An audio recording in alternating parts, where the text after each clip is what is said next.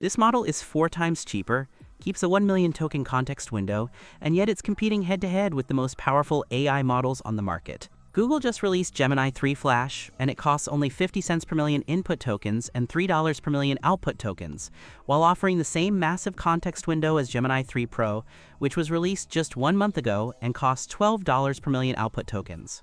And here's the crazy part: when you actually look at the benchmarks, Gemini 3 Flash is going neck to neck with Gemini 3 Pro and even holding its ground against models like Claude 4.5, GPT 5.2, and Grok 4.1 Fast.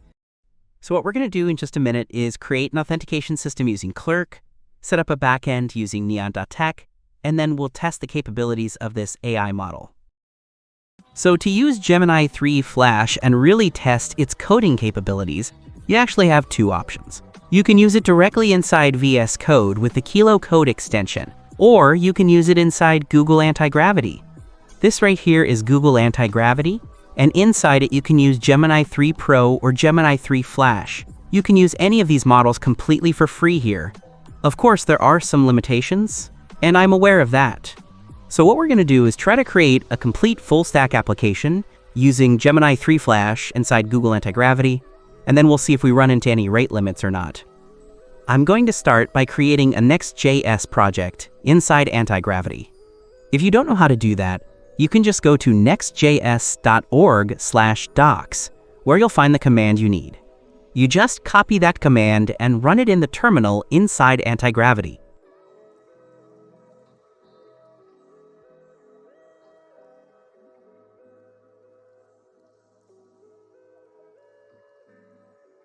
Now we'll give our application a name. I'm just going to call it Gemini Flash Test. That's it. I'll stick with all the default options. Once everything is done, we'll open the Gemini Flash folder and start giving it prompts. Alright, so I've opened the folder. Now I'm going to run npm run dev to start the project and make sure everything is working. I'll open it on localhost 3000, and perfect, it's working. Now we can actually start prompting Antigravity using Gemini 3 Flash. I'm going to switch to the planning mode here, and for the prompt, I'll just tell it, you're inside a Next.js project. Let's create a landing page. I'm going to keep it simple and ask for a landing page for an AI tools and platforms company. That's the whole prompt. I'll press enter, and now it starts working on it. So far, you can see this AI model is fast enough and good enough to handle this kind of task. Right now, it's analyzing the current project and going through the entire folder structure. Once that's done, you'll notice it creates a full task list for building this landing page. It even generated an implementation plan markdown file that lays out the entire process step by step, which is honestly pretty impressive. This is happening because we're using planning mode instead of the fast mode. That's why it takes a bit more time. Otherwise, this would have been much quicker. It's already been a couple of minutes at this point. After that, it updated the globals.css file and the page.tsx file inside the app directory. That page.tsx file is where the main content of our landing page lives. So what it's doing now is editing that page.tsx file to create the design and structure for our new landing page. Alright, there we go. This is the landing page it generated. It's okay, nothing crazy, just a pretty standard AI-style landing page. It's not very impressive, but honestly, that's expected. We didn't define any specific design style or visual direction, so this isn't really a test of its design skills yet. I wouldn't judge it based on this result. You can also see that Antigravity is still analyzing the landing page. It's taking screenshots to make sure everything is working correctly and that the page loads properly. So let's give it a moment to finish what it's doing. Once Antigravity completes this task, we'll move on to the next step, which is creating an authentication system using Clerk. Let me jump back into Antigravity, and there we go. It looks like all the tasks are now completed. Perfect. You can see it updated the walkthrough, attached the screenshots, and ran the full verification flow. That includes responsive checks and a visual inspection, and it even recorded the whole process. Everything looks good, so now we're ready to move on to the next step. So what I'm going to do now is head over to Clerk.com. From there, I'll open the dashboard and create a new project. I'm just going to name it Gemini Flash. Then I'll enable the sign-in methods for Google and Apple and click on Create Application. Once that's done, Clerk generates a detailed prompt for us. I could follow the documentation and implement everything manually, but instead, I'll just copy this detailed prompt. Now I'll jump back here, paste that prompt in, and press enter. At that point, it will automatically start implementing the authentication system using Clerk. You can see how simple this is. First, it installs the Clerk package for Next.js. Then it adds the required environment variables inside the .env file. After that, it creates and updates the proxy TS file inside the Next.js project. Next, it updates the layout.tsx file inside the app directory and wraps everything with the Clerk provider. And that's basically it. After those steps, it runs the project. These are all very basic and straightforward steps to set up authentication with Clerk. So now we'll just wait for it to finish. As you can see, it has already created an implementation plan, and the detailed plan for this setup is already ready. The only thing left to do on our side is to provide the environment variables inside the .env file. So I've created the .env file, and now I'm going to copy the environment variables from the Clerk dashboard and paste them directly into that file. Once that's done, I'll save the file. You can see the environment variables are now loaded, and I can just hit refresh. And there you go. The Clerk authentication system is now fully integrated. You can see the sign-in button right here.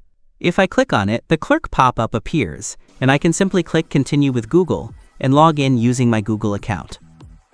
Alright, now let's move on to the next step and integrate Neon.tech. So I'll just go to Neon.com, log in, or sign up, and yes, it's completely free to use. From there, I'll click on Create a new project, give it a name, I'll call it Gemini Flash, and then hit the Create button. That's basically it. The main thing I need from here is the connection string. So I'll copy the connection string from Neon. Now I'll come back to Antigravity. At this point, I could open the Agent Manager, create a new agent, and assign it a task. But instead, I'll just click on the New button and add a new task directly. For the prompt, I'll keep it very simple. I'll say, please create a backend system for my application using Neon.tech. Once that's set up, I'll paste the database connection string here. I'll also include the link to the Neon documentation. That's it. There's also an option to add an MCP server. You can do that by clicking the three dots here and selecting MCP server. And you could easily add the Neon MCP server that way. But for now, let's just integrate Neon without using an MCP server. I'll press enter and let it do its thing. Now let's see if it can actually execute this task. So far, we haven't hit any limitations at all, which is pretty impressive. Just to recap, this is essentially the third task. The first task was creating the landing page. The second one was setting up authentication using Clerk. And now this third task is building the backend system using Neon. So let's see if it can complete this without running into any rate limits, because that would honestly be amazing. And once again, we still haven't faced any limitations. At this point, we've already sent around 7 or 8 different prompts. Overall, the performance of Gemini 3 Flash has been really impressive. I haven't run into any issues so far. Honestly, I could easily use this model for my day-to-day work.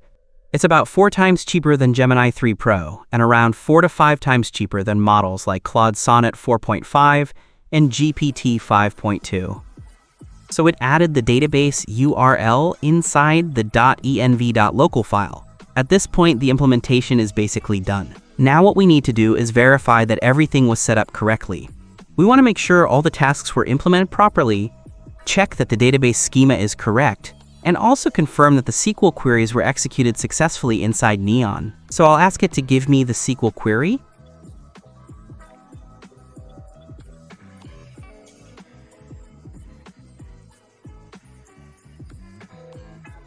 You can see there's an SQL migration file already created, and I'll just open that.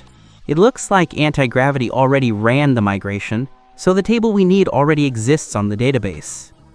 The table contains the following fields: ID, name, email. Now let me jump into the Neon dashboard. I'll go to the tables section, and there you go. Perfect. We have the users table. It's there, which means everything worked correctly. The connection string worked, the migrations ran successfully, and the backend is properly set up. And now, from here, we can easily continue building on top of this backend. We could add a contact form, another type of form, or any additional backend features we want. So to recap, using Gemini 3 Flash inside Antigravity, we created a landing page, set up authentication with Clerk, and built a fully functional backend with Neon. Honestly amazing. For coding tasks, this AI model is really impressive. You can easily use it instead of pricier models for everyday development, and for more complex scenarios, you can switch to Gemini 3 Pro. For general day-to-day coding, Gemini 3 Flash is more than enough. I hope you enjoyed this in-depth video. If you have any questions, drop them in the comments, and I'll see you in the next one.